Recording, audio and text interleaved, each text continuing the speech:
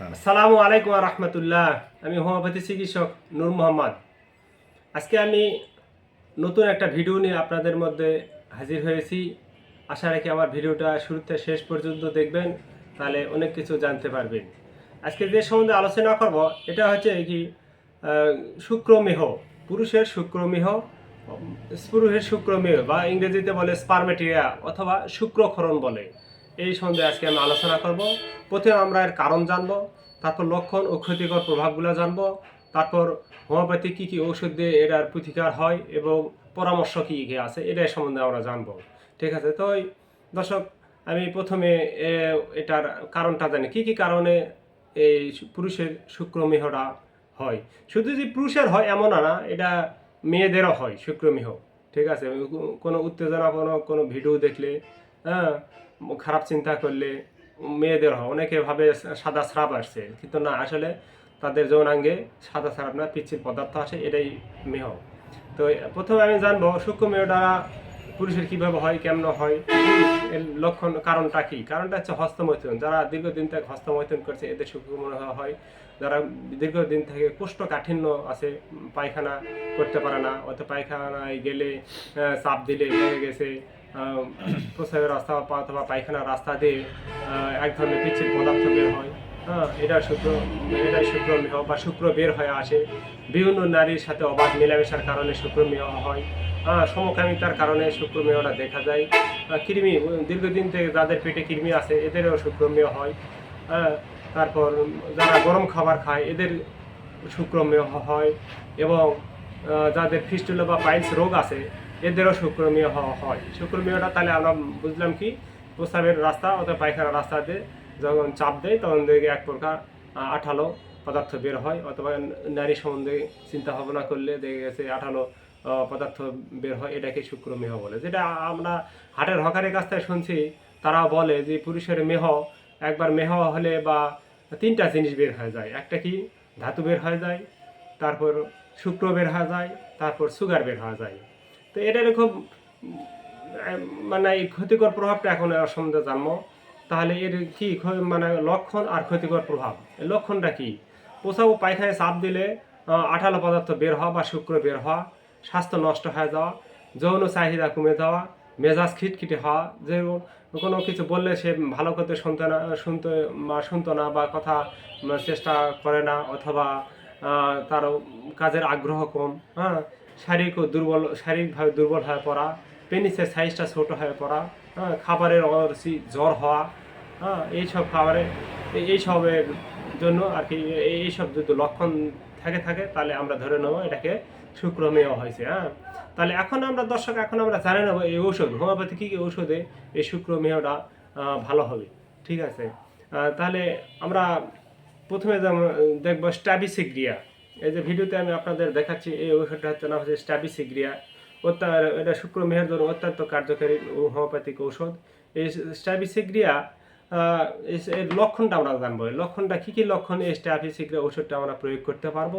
এটা যাদের মানে এটা হস্তমৈথুনে যাদের অভ্যাস আছে এদের জন্য স্ট্যাবিসিগ্রিয়া খুব অত্যন্ত কার্যকারী ঔষধ, অথবা স্বাস্থ্য নষ্ট হয়ে যাচ্ছে এদের জন্য এই স্ট্যাবিসিগ্রিয়া ওষুধটা খুব কার্যকারী ওষুধ। 200 শক্তি 2 ফুটাকে দিনে 2 বার।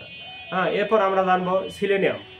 আমরা জানবো এই যে দর্শক, এটা সিলেনিয়াম, আমরা জার্মানি ওষুধ নিব। এই যে সিলেনিয়াম ওষুধটা আমরা কি, যাদের অধিক স্ত্রী মিলন করছে, অধিক যৌন মিলন করছে, বীর্য একেবারে পাতলা হয়ে গেছে, সবসময় দুর্বলতা দেখা যায়, প্রস্রাব ও পায়খানায় চাপ দিলে যাদের বীর্য বের হয়ে আছে এদের জন্য সিলেনিয়াম অত্যন্ত কার্যকারী ঔষধ। এরপর আমরা জানবো ক্যালিনিয়াম সেভিনাম। যাদের যারা স্বপ্ন দেখে, হ্যাঁ, বা না দেখে যাদের বীর্যপাত হয়ে যায়, মেয়েদের চিন্তা করে, চিন্তা করলে বীর্যপাত হয়ে যায়, এদের জন্য ক্যালিনিয়াম সেভিনাম দেবো। ঠিক আছে, এরপর আমরা যদি এগনাস্ট কাস্ট, এই যে গনোরিয়া অথবা প্রমেহ যাদের আছে, গনোরিয়া অথবা প্রমেহ আছে, বা শুক্রক্ষরণ হচ্ছে, প্রস্রাবের খুব জ্বালাপোড়া হচ্ছে, এদের জন্য আমরা দেবো কি, অ্যাগনাস্ট কাস্ট। হ্যাঁ, তারপর দেবো আমরা কি, জেলসিয়াম। এই যে জেলসিয়াম দেবো, এই 200 শক্তি জেলসিয়াম যাদের বিনা উত্তেজনায় বীর্যপাত হয়ে যায়, হ্যাঁ, শরীর দুর্বল হয়ে যায় এবং গায়ে জ্বর হয়, এদের জন্য এই জেলসিয়াম। হ্যাঁ, ক্যালসিয়াম দিব। এরপর দেবো না অ্যাসিড ফস। এই যে আমাদের যাদের প্রস্রাবের সাথে দুধের মতো এক প্রকার সাদা পদার্থ বের হয়ে যায়, প্রস্রাব ঘোলা হয়ে যায়, স্বাস্থ্য নষ্ট হয়ে যায়, দুর্বল হয়ে যায়, অলস জীবন যাপন করে, কোনো কাজের আগ্রহ থাকে না, এদের জন্য আমরা দেবো কি অ্যাসিড ফস। এরপর আমরা দেবো যাদের নাচ ভূমিকা দেবো, আমাদের নাচ ভূমিকা 200 শক্তি নাচ ভূমিকা দেবো 200 শক্তি। এটা কি যাদের কোষ্ঠকাঠিন্য আছে, হ্যাঁ, রাত্রি জাগরণ করে, কোষ্ঠকাঠিন্য, অনেক রাত পর্যন্ত জেগে থাকে, মদ পানে অভ্যস্ত, এই ধরনের রোগীদের আমরা যদি সূক্ষ্ম মেহর লক্ষণটা খুঁজে পাই, তখন আমরা দেব কি নাক্স ভূমিকা 200, 2 ফোঁটাকে দিনে 3 বার খাবে। এরপর আমরা দেবো ক্যালিফসফরিকাম। যারা অতিরিক্ত হস্তমৈথুন করছেন,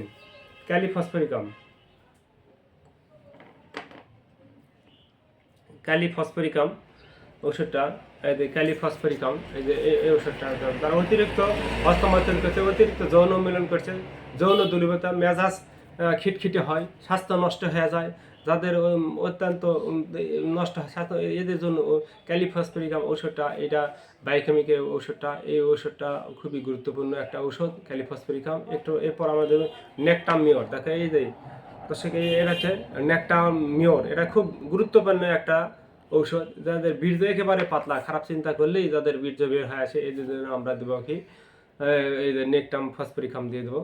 হ্যাঁ, এরপর দেবো নেকটাম ক্যালিফসফরিকাম দিয়ে দিছি, আবার নেকটাম ফসফরিকাম আমরা সাইলেসিয়া দেবো।